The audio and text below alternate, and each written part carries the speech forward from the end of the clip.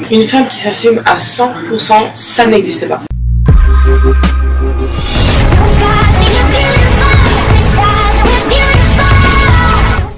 Alors, Laura, comment est née ta passion? Alors, par un hasard. Ouais. Donc, tout a commencé sur les réseaux sociaux, plus particulièrement sur Facebook.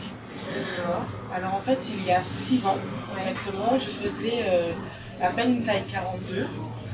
Voilà. Et pour X raisons, j'ai pris donc entre 20 et 25 kilos en 2 ans et demi. C'est énorme. Oui, c'est beaucoup d'un coup, beaucoup à assumer. Et donc j'ai cherché à me reconstruire petit à petit autour de ce poids, parce que j'ai compris qu'il ne fallait pas en faire un traumatisme, une fixation, etc. Alors certes, je ne prône pas la grosseur, mais j'ai compris qu'il fallait apprendre à vivre avec. Et donc du coup, j'ai voulu me renseigner sur Facebook, en cherchant des groupes de femmes rondes, pour pouvoir échanger avec et elles connaître les bonnes adresses. Et je suis tombée par hasard sur la page qui s'appelle Comité Miss Ronde Paris. D'accord. Donc je me suis intéressée, j'ai cherché des réponses et j'ai compris qu'il s'agissait de concours adressés aux femmes rondes, donc venant de Paris, mais il y a une page par région, et proposant donc un parcours tout au long de l'année pour apprendre à s'accepter, à s'habiller, et pour finir par ce jour J où il y a un concours où on se présente pour indiquer qui l'on est et pouvoir en gros avoir la parole pour les femmes rondes durant un an. D'accord, très bien. Alors parlons de ce concours. Hein. Comment est-ce que, quand tu as commencé, ça t'a mis combien de temps justement pour pouvoir le faire? Est-ce que quand tu es arrivé sur cette page-là, tu t'es dit, allez, c'est ce que je cherchais, ou alors tu t'es dit, c'est pas grave, j'essaye, et puis on verra bien comment ça va se dérouler. Et comment étaient en fait toutes les étapes? Parce qu'en fait, si tu veux, notre communauté en fait, de voix qui nous regarde, aimerait bien savoir comment tu as réussi à gagner ce concours. Hein. D'accord. Alors en fait, tout simplement, je me suis inscrite en 2014 à ce concours dans un premier temps. Donc j'ai beaucoup appris. Toutes les questions autour de la morphologie, des couleurs, des rayures. Tout le monde regarde les émissions by Christina, des choses comme ça. Mais en fait, nous les femmes, on s'y retrouve pas forcément dedans. Puisque si on écoute tout ça, on doit être tout est noir et pas de motif, etc. Donc voilà, donc on a eu une conseillère en image, on a eu une conseillère de vie qui nous a appris tout ça. On a eu des événements pour apprendre à défiler, des shootings photos pour nous décomplexer. C'était pas facile pour ma part au départ.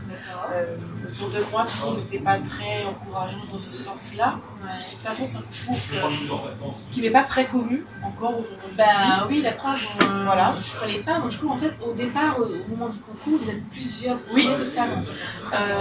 Ça dépend des années. On était 5 cette année-là, puisque le comité était tout nouveau. Et au jour d'aujourd'hui, j'ai pu vous dire que, faisant partie du comité, elles sont plus d'une cinquantaine. Ah oui, d'accord. Maintenant, ça finit vraiment par se faire connaître. C'est ça. Plus, c'est bien. Et bien, cette année-là, on était 5. 5 pour 4 places. Voilà. Et donc arrive le jour J où j'étais pas à l'aise. Ma famille et mes amis sont quand même venus me soutenir, ce qui m'a un peu donné du courage. Je l'ai fait, avec les yeux fermés, mais je l'ai fait, j'ai sauté le pas.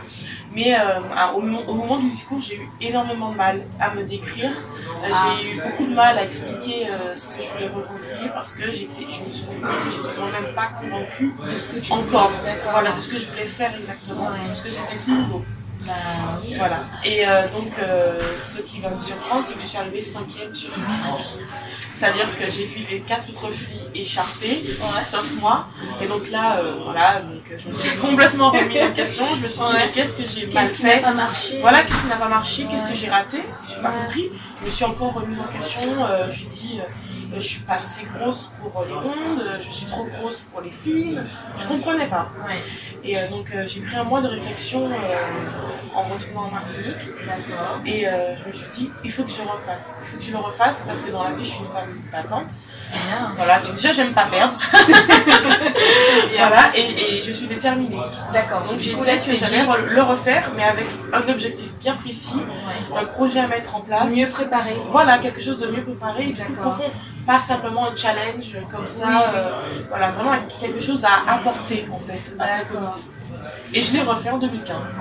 Et j'ai été élue Miss Monde Paris 2015. D'accord, alors Voilà. explique-nous, alors en 2015, est-ce que vous étiez encore 5 participantes ou alors vous étiez... Non, au départ on était 8. 8 Oui. Il y a eu des abandons, etc. On reste 5 le jour de l'élection. Ouais. Mais donc voilà, il y avait une progression, mais il faut vraiment aller jusqu'au bout parce que c'est pas quelque chose de facile. Alors, est-ce que le jour de l'élection, ça se passe, il y a forcément un comité de jury?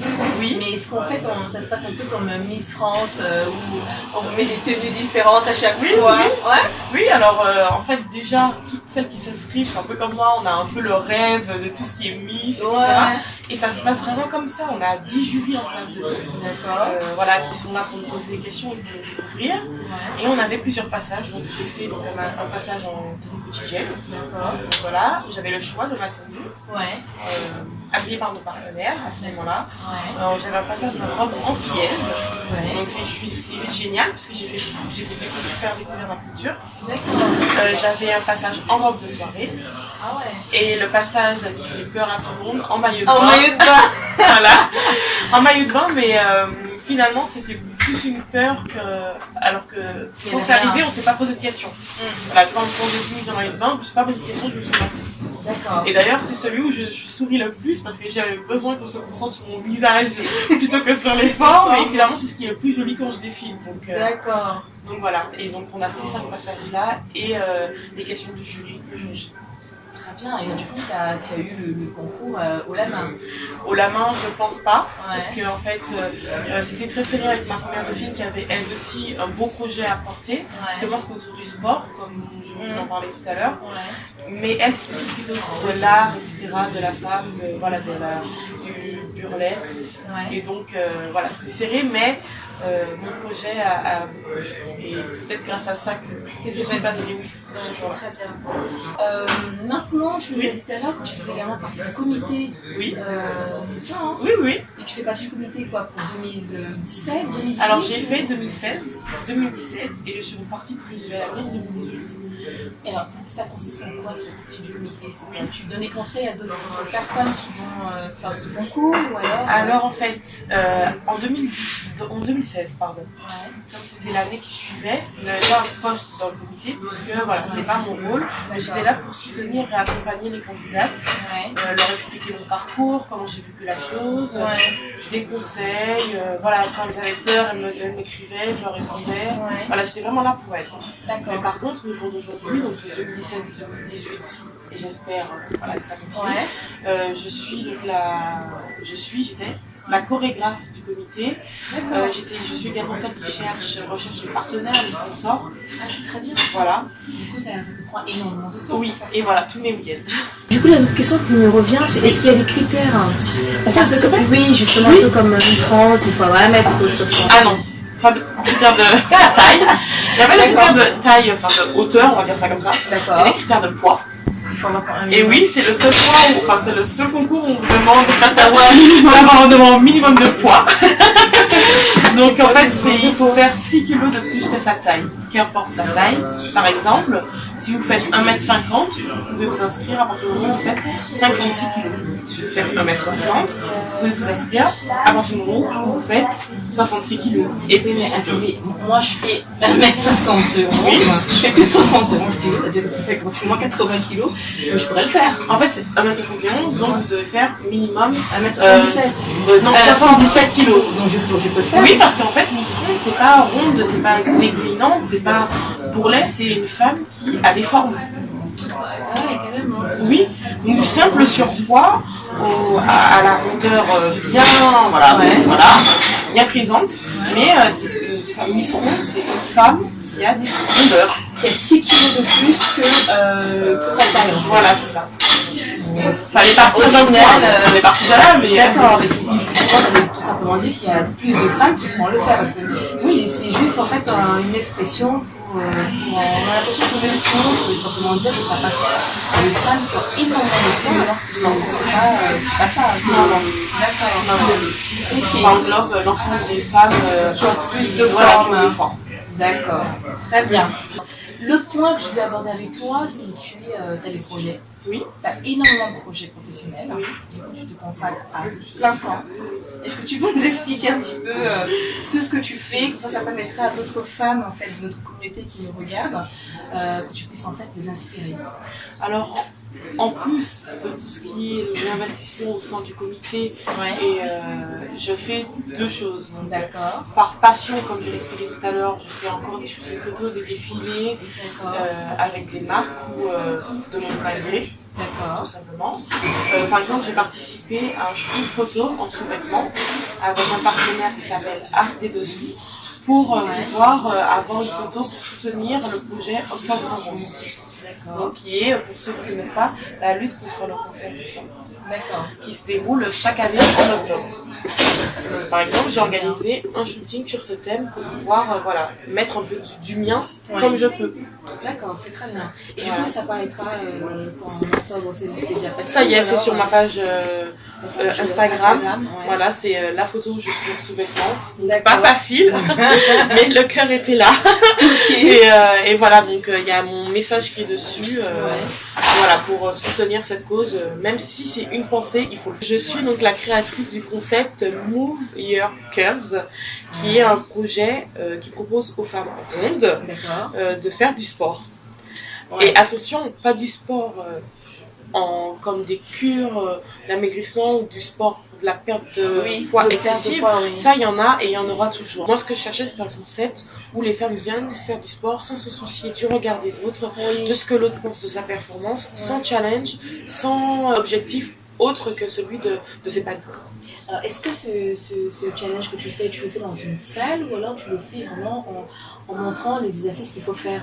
Alors, au départ, je suis partie via un blog en 2016, justement, suite à mon élection, où je laissais des exercices, des commentaires, voilà. Et j'ai remarqué qu'en fait, même si ça intéressait beaucoup et que les femmes suivaient, elles franchissaient pas le pas. J'ai réfléchi à une autre solution. J'organise des après-midi sportives dans une salle, dans un gymnase. Je leur propose de découvrir beaucoup d'activités physiques à l'intérieur. Et tu arrives à gérer tout ça toute seule parce que du coup, je me dis, il y a plusieurs projets. Alors en fait, déjà, je fais un bel emploi du temps pour répartir mes tâches dans la semaine. On m'a appris à gérer ce que je faisais, pas dans l'excès, de rester sur ce que je suis capable de faire grâce à ma maman. Voilà, donc elle m'a appris à gérer donc, tout ça. Je suis pas seule, je suis épaulée par mon équipe. Donc on est 3, donc Héloïse, Laura et Laura, donc moi-même. Tout ce qui est Move Your Curves du sport, donc il est vrai que je suis seule. Je suis seule à gérer. Après, j'ai des copines autour de moi qui sont là, par exemple, le jour J pour faire les entrées, la buvette, le tirage au sort. Elles sont là pour m'épauler. Tout ce qui est papier administratif, partenariat, j'apprends à le faire tout simplement. Tu apprends à le faire, d'accord. Donc, du coup, ça a démarré en février 2017. On te souhaite vraiment beaucoup de courage et beaucoup de succès sur ce projet parce que ça a l'air vraiment très intéressant. La prochaine édition, c'est le 11 novembre. D'accord. Donc, si vous avez envie de venir voir. Ok, on échangera là-dessus. Au quotidien, est-ce que tu as le regard des autres qui te gêne ou alors tu te sens complètement bien dans ta peau? Parce que c'est très important quand on a des formes de se dire est-ce que le regard des autres, est-ce que ça gêne, est-ce que ça gêne pas, mais toi tu le vis bien? Alors c'est un sujet qui est très délicat. Une femme qui s'assume à 100%, ça n'existe pas. Merci. Ça n'existe pas. Qu'elle soit mince ou qu'elle soit fine, elle trouvera des complexes avec ses cheveux. Qu'elle soit forte, elle trouvera des complexes avec son corps. Qu'elle soit grande, pas de vêtements. En fait, une femme, on peut pas s'assumer à 100%. Il y a toujours des hauts et des bas. Il faut se dire qu'on peut avancer, que cela ne dépend que de nous et qu'il y aura toujours des gens pour critiquer ce qu'on fait. D'ailleurs, si on échoue, on sera critiqué et si on réussit, on sera critiqué. C'est comme ça. Il n'y a pas de recette magique, il n'y a pas de mot miracle. Il faut juste savoir qui l'on est et ce que l'on veut. Pour ma part, je sais que je suis ronde. Je sais qu'il y a des choses que je dois éviter. Je sais qu'il y a des choses que je peux me permettre de faire. Voilà. Après, la société est fermée et elle est comme elle est. On ne pourra pas la changer à 100%. Bien sûr, on peut essayer de faire des petites révolutions par-ci, par-là. Voilà. Donc, comme ce que j'essaie de faire avec mon projet et le comité. Mais au jour d'aujourd'hui, les gens qui sont butés resteront butés et les gens qui veulent avancer avanceront. Pour toi, en fait, une femme, qu'est-ce que c'est qu'une wax pour toi? J'ai envie de dire que c'est une définition personnelle, parce qu'on va sûrement avoir chacune des définitions différentes. Et pour moi, c'est une femme qui sait ce qu'elle veut. Oui. C'est une femme qui fait les choses pour elle-même et pour s'accomplir dans le plan personnel. Et c'est aussi une femme qui est là pour soutenir et aider son entourage. Par exemple, que ce soit au niveau de la famille, du compagnon et des amis. Voilà, c'est une femme qui est là et qui sait se positionner. Très bien. Alors, j'ai aussi envie d'aborder un thème avec toi, c'est tes cheveux, parce que je trouve que tu as les cheveux afro magnifiques. Merci. On sent que tu prends du temps là-dessus à t'en occuper. Est-ce que tu peux nous donner un secret là-dessus? J'ai la chance d'avoir des cheveux, comme on dit, nappy. C'est-à-dire qu'il y a 10-15 ans, je me les défrisais pas, je me les wavais. Hein? Je faisais des waves. D'accord. Pour qu'ils soient lisses, comme d'hab. C'est toujours la société, les cheveux qui dérangent pas, etc. C'est ça. Ça m'a pas plu, c'était pas moi. D'accord. Et en fait, grâce à différents salons qui existent aujourd'hui à Paris, parce qu'il y en a plusieurs. Il y en a plus ça va et plus ça se développe. On retourne en fait aux sources et on a envie au naturel. De revenir au naturel. Voilà, les femmes aujourd'hui ont envie de revenir au naturel. Et du coup, j'ai pu découvrir pas mal de créateurs de produits pour les cheveux. Et j'ai accroché avec un en particulier qui s'appelle Afro Natural. D'accord. Et j'ai découvert donc leurs produits pour me permettre d'avoir cette touffe grâce à par exemple des huiles spécifiques et des soins à faire au quotidien. Simple routine capillaire, je me fais un soin par semaine. J'utilise donc du coup mon huile qui s'appelle 12 huiles en une. Je fais mon soin, que je pose mon masque une fois par semaine. Je fais donc avec le vaporisateur tous les jours mon petit soin de la journée. Ça prend 30 secondes à faire. Voilà, je le mets dans les racines et sur les plantes. Très bien. Du coup, effectivement, dans le lien de la vidéo, on mettra effectivement ce produit que tu utilises. Ça peut effectivement aider d'autres personnes, d'autres femmes en fait qui ont envie d'utiliser ce produit-là. Donc, Laura, est-ce que tu as un autre message? Est-ce que tu as le mot de la fin pour notre communauté? En fait, s'il y a quelque chose d'important à retenir, c'est que quel que soit le projet qu'on défend, que ce soit le mien ou le vôtre, il faut juste être déterminé et ne pas avoir peur des autres. Exactement. Voilà, donc il y aura toujours, comme j'ai dit tout à l'heure, des gens pour vous freiner, mais ça ne chacun à vous de toujours donc aller de l'avant. Très bien. Donc voilà, je te remercie Laura pour cet entretien-là. Quel que soit le projet qu'on a envie de défendre, il faut toujours aller jusqu'au bout, il faut avoir une détermination, il faut se sentir bien dans sa tête et bien dans son corps. Ne pas s'occuper des autres parce qu'en tous les cas, la société elle est faite comme ça. Donc, du coup, on ne va pas toujours plaire à tout le monde. Donc, effectivement, on s'occupe que de soi et la vie est courte, il faut vivre pour soi. Voilà, la vidéo est terminée. On vous mettra dans tous les liens qui permettront effectivement d'échanger avec Laura si vous avez envie d'avoir plus d'informations, des conseils ou alors de participer au prochain, c'est en novembre, c'est ça ? Novembre. Voilà, donc nous effectivement on fera l'effort d'y être. Donc on mettra également le lien qui permettra de pouvoir assister à ce projet, à ce beau projet. On peut souhaiter vraiment beaucoup de succès et on se retrouve pour une prochaine vidéo la semaine prochaine. Merci, d'ici là portez-vous bien. Ciao.